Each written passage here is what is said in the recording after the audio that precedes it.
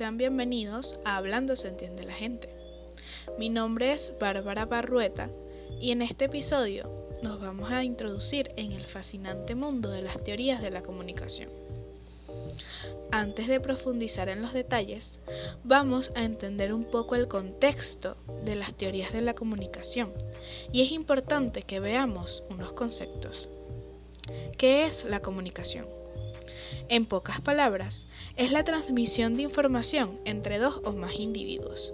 Todos los seres vivos presentan alguna forma de comunicación, ya sean por señales químicas, sonidos o gestos.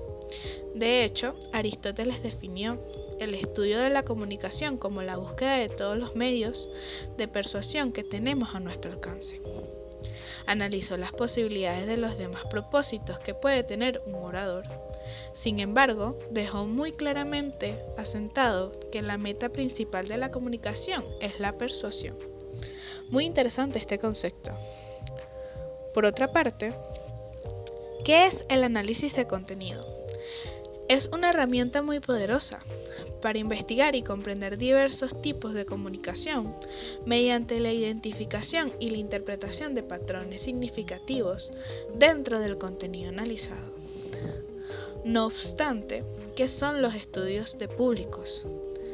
Son investigaciones realizadas para comprender y analizar las características, comportamientos, actitudes y preferencias de un grupo específico de personas que constituyen a una audiencia objetiva para determinar un producto, servicio, mensaje o iniciativa. Estos estudios son fundamentales para diversas áreas, como el marketing, la comunicación, la investigación de mercado, el análisis de medios, entre otros. Sumando a esto, ¿qué es el marketing? El marketing es un conjunto de técnicas, estrategias y procesos que una marca o empresa implementa para crear, comunicar, intercambiar y entregar ofertas o mensajes que den valor e interesen a clientes, audiencias, socios, proveedores y personas en general. El marketing es muy importante porque permite a las empresas mantener relaciones duraderas y siempre presente con su audiencia. No es una solución única, es una estrategia continua que ayuda a las empresas a prosperar. En resumen, ¿qué son las teorías de la comunicación? Son aquellas que se centran en investigar y estudiar la capacidad que tienen ciertos seres vivos de establecer relaciones con otros mediante el intercambio de información.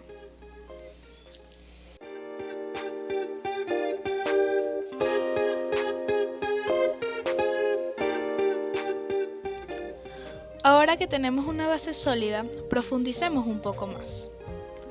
La comunicación, como toda ciencia, disciplina o área del conocimiento, puede ser estudiada desde diferentes escuelas, las cuales se agrupan por razones didácticas o rasgos comunes. Aunque pueden identificarse muchas escuelas para el estudio de la comunicación, es posible determinar tres en especial: europea, estadounidense y latinoamericana. Ahora pasemos a hablar de la Escuela de Frankfurt. Se reúne la producción de una serie de pensadores que iniciaron sus estudios en torno a la teoría marxista, para después hacer una reflexión crítica sobre las sociedades industrializadas. Sus inicios datan entre los años 1920 a 1924, en el Instituto de Investigación Social, Instituto für Suisse, en Frankfurt, Alemania. La escuela de carácter interdisciplinario abarca estudios que van desde aspectos sociales, económicos y culturales. Con ella se coloca en crisis el concepto de razón y la teoría tradicional, para dar paso a la teoría crítica. Mientras que la teoría tradicional intenta aportar una descripción abstracta del mundo, ajeno a la realidad, la teoría crítica busca un análisis, el desenmascaramiento de ideologías y la transformación del mundo. De antemano les participo que me disculpen la pronunciación de los nombres, ya que no es la mejor. Los académicos que la desarrollaron fueron Max Horkheimer, Theodor Adorno, Erich Fromm y Hermann Marcuse. La teoría crítica y la escuela de Frankfurt continúan siendo relevantes en el análisis contemporáneo de los medios de comunicación. Estos enfoques destacan cómo los medios pueden ser utilizados para perpetuar el poder y la hegemonía de ciertos grupos en la sociedad. Por ejemplo, la teoría crítica examina cómo los medios pueden promover ideologías dominantes y reforzar estructuras de poder existentes. En la era digital, estos enfoques también están siendo aplicados al análisis de la desigualdad en el acceso a la información y a la representación de diversas identidades en los medios. Sigamos con la escuela de Bridgman. Se originó en 1964 con el establecimiento del Centro de Estudios Culturales Contemporáneos en la Universidad de Brigham por Richard Howard. La escuela se enfocó en comprender la cultura en su contexto político y social, viendo la cultura como un objeto de estudio y crítica política. En los momentos en los que surge la escuela de Brigham, crece el número de inmigrantes, cambia el papel de la mujer en la sociedad desde la Segunda Guerra Mundial y se crea el estado de bienestar. Estos padres fundadores defienden que para comprender la acción de los medios de comunicación como sostén del estatus o herramienta para el control social, es necesario centrar la atención en las prácticas culturales, donde se evidencian los efectos ideológicos. Además, muestran la dialéctica entre sistema cultural, conflicto y control social. La cultura no es una práctica, ni es simplemente la descripción de la suma de los hábitos y costumbres de una sociedad. Pasa a través de las prácticas sociales y es la suma de interrelaciones. Hall, 1980. Por otro lado, tenemos la teoría de los efectos. Los antecedentes de esta teoría son la consolidación del cine y la prensa, la aparición de la radio, la expansión industrial y la cultura urbana. Esta teoría nace del estudio de importantes sociólogos como Max Weber, Emily Durkheim y Max Horkheimer, quienes veían como principio del periodismo a la sociedad de masas, es decir, a un público indiferenciado al que se le enviaba un mensaje para lograr un efecto específico y al que se trataba de persuadir acerca de algo concreto a través de los medios de comunicación.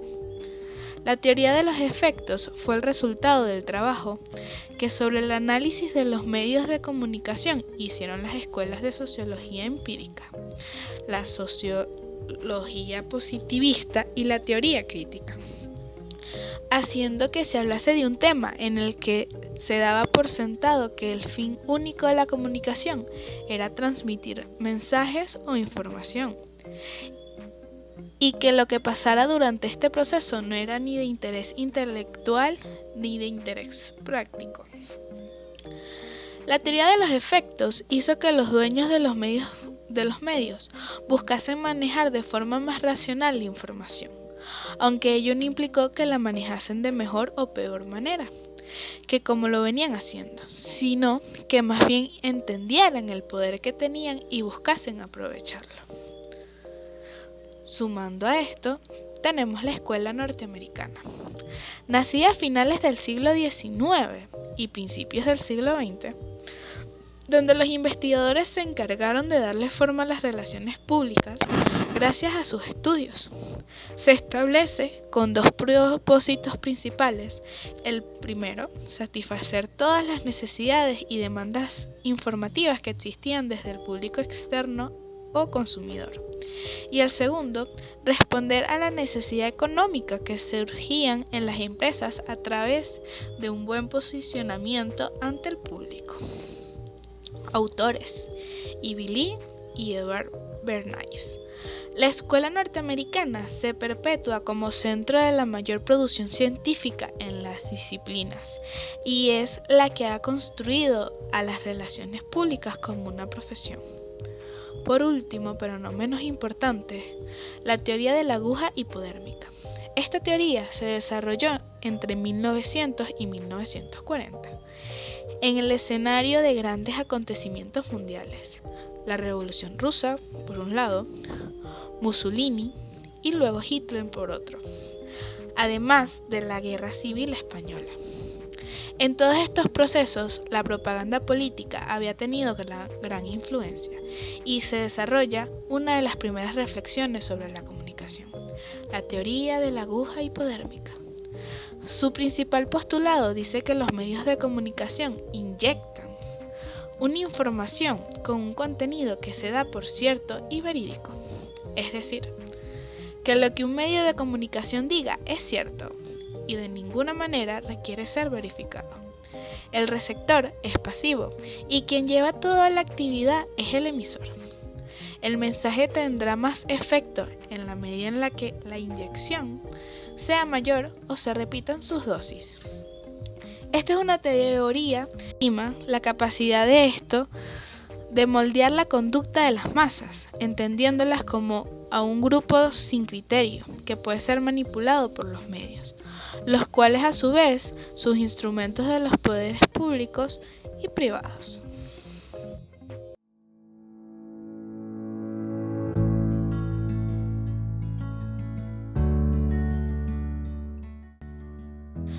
Son sumamente importantes estas teorías y reconozco que por mi mala organización del tiempo no he podido cubrir cada una de ellas.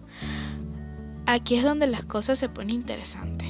Permítanme compartir con ustedes mi perspectiva personal sobre las teorías de la comunicación. La sociedad misma señala los temas y las líneas de investigación en aquello que reprime, en aquello que silencia.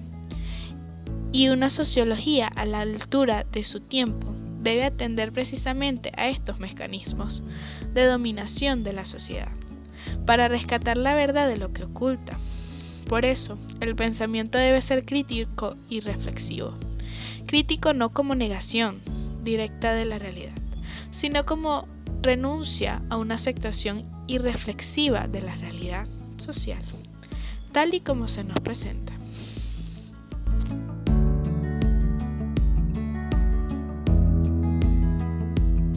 Antes de cerrar este episodio, me gustaría comentarles una frase y espero que les guste.